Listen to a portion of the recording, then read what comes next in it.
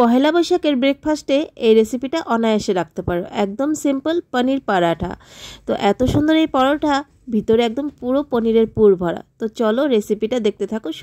Good morning বন্ধুরা, welcome back to the channel. আশা করছি সবাই ভালো আছো, সুস্থ আছো। আর এখানে আমি সকাল সকাল খানকুনি পাতা ধুয়ে নিচ্ছি, কারণ সবাইকে দেবো। আর বন্ধুরা, আজকে কিন্তু কোনো ভ্লগ বানাচ্ছি না, আজকে শুধু রেসিপিটাই তোমাদের সঙ্গে শেয়ার করব। জানি না তোমাদের কীরকম ভিডিও দেখতে ভালো লাগে। যদি তোমাদের ব্লগের সঙ্গে রেসিপি দেখতে ইচ্ছে করে ওটাও বলতে পারো, বা শুধু রেসিপি দেখতে ইচ্ছে করে ওটাও বলতে পারো, আমাকে কমেন্ট করে জানাতে পারো। যাই হোক, তো চলো শুরু করা যাক। আজকে বানাবো পনির পরাঠা। পহেলা বৈশাখ তো সামনেই চলে এলো, তো তার জন্য তো সুন্দর সুন্দর খাবার বানাতে হবে। তো এখানে ময়দা নিয়ে নিলাম, আর এখানে নিয়ে নিয়েছি পরিমাণ মতো নুন, আর নিয়ে নিলাম সাদা তেল। এখন এটাকে আমি ভালো করে ময়ান দিয়ে নেব। তো পহেলা বৈশাখের দিনে সকালবেলা এই ব্রেকফাস্টটা অনায়াসে বানাতে পারো, একদম সিম্পল, কোনো ঝুটঝামেলা নেই। আর আমাদের পহেলা বৈশাখ বাঙালিদের মানে পহেলা বৈশাখের দিন আসলেই তো মানে সকাল থেকে শুরু হয়ে যায় ভুরি ভোজ, কী ভালো মন্দ খাওয়া যায়, তাই না? তো দেখো, অল্প জল দিয়ে নিলাম, ময়ান দেওয়া কিন্তু আমার হয়ে গেছে। জল দিয়ে নিলাম, আর পরিমাণ মতো মানে অল্প অল্প জল দিয়ে আমি মানে ডোটা বানিয়ে নেব, কারণ বেশি জল একবারে পড়ে গেলে তখন হবে। তাই আমি মানে অল্প অল্প জল দিয়ে ডোটা বানিয়ে নিলাম, একদম নরম তুকতুকে হয়েছে, দেখতেই পাচ্ছ। এখন এটাকে আমি ঢাকা দিয়ে ওইখানে আমি রেডি করে নেব। তো চলো বানানো যাক পনির পরাঠা। তো এখন হচ্ছে গিয়ে আটাটা মেখে রেখে দিয়েছি, এখানে একটা থালি নিয়ে নিলাম, আর এখানে আমার সব সবজি কাটা হয়ে গেছে, পেঁয়াজ, ধনেপাতা, কাঁচা লঙ্কা, আর হচ্ছে গিয়ে গাজরটা অপশনাল, যদি চাও তোমরা দেবে, না চাইলেও না দিলেও হবে। আমি দেই কারণ আমার বাচ্চারা এমনিতে কোনো সবজি খেতে চায় না, গাজর বা বলো, এই জন্য দেই, যাতে কোনো একটা ভালো জিনিস বানালে যাতে গাজরটা দিলাম, এটা কিন্তু একদমই বোঝা যাবে না গাজরটা যে ভিতরে দিয়েছি আমি।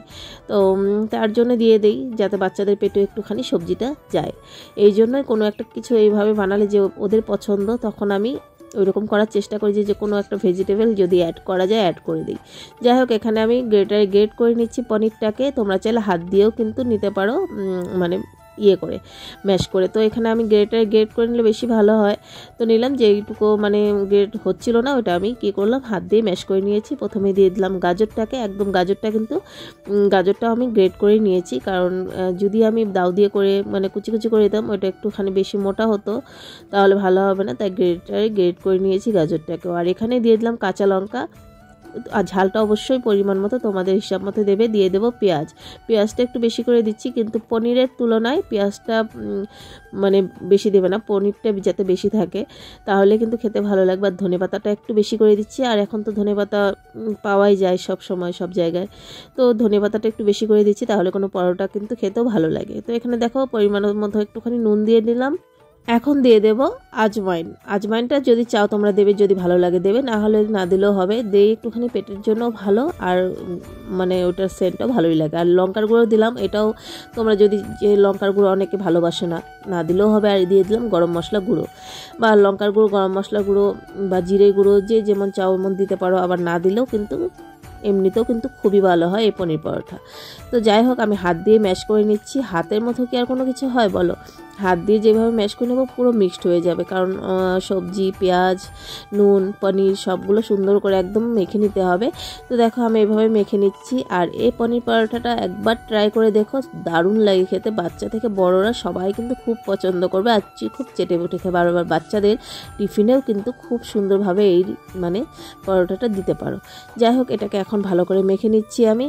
আর মেখে নেওয়া হয়ে গেলে তারপর এটাকে আমি গোল গোল করে মানে বানিয়ে নেব, যাতে আমার মানে যে আটাটা মেখে রেখেছি, ময়দাটা মেখে রেখেছি, ওটার মধ্যে ঢুকিয়ে নিতে পারবো। আর হ্যাঁ, ময়দার বদলে কিন্তু আটাও দিতে পারো, যারা ধরো ময়দা ভালোবাসো না, তা আটাও দিতে পারো। তো আমি আজকে ভাবলাম ময়দা দিয়েই বানাই, তাই আমি ময়দা দিয়েই বানিয়েছি।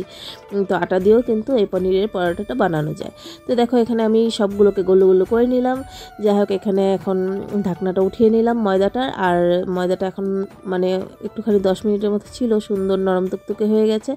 এখন এটাকে একটুখানি বড় বড় করে লেচি কেটে নেব, যেহেতু এটার ভিতরে পুর ঢুকাবো, তাই বলে, নইলে তো বেরিয়ে যাবে। আর এই জন্যই আমি আর কি একটু বড় বড় করে নিলাম, তা যেমন আলুর পরোটা হয় ওই রকমই আর কি পনিরের পরোটা। তো দেখো, এইভাবে সুন্দর করে একটা বাটির মতো বানিয়ে নেব, বাটির আকারে একটা বানিয়ে নিয়ে তারপর যে গোল গোল করে রেখেছি আমি পনিরটাকে, যে আমি মেখে গোল গোল করে রেখেছি, ওটাকে ঢুকিয়ে দিয়ে ওটাকে একটু ঠেসে দিয়ে তারপর এটাকে পুরো চেপে দেবো, সুন্দর করে চেপে দেবো, যাতে বেরিয়ে না যায়। তো দেখো এভাবে চাপানো আমার হয়ে গেছে। এখন হাতের মধ্যে পুরো গোল করে নেব যাতে ভিতরে চারপাশে ছড়িয়ে যায় ওই পনিরের পুরটা।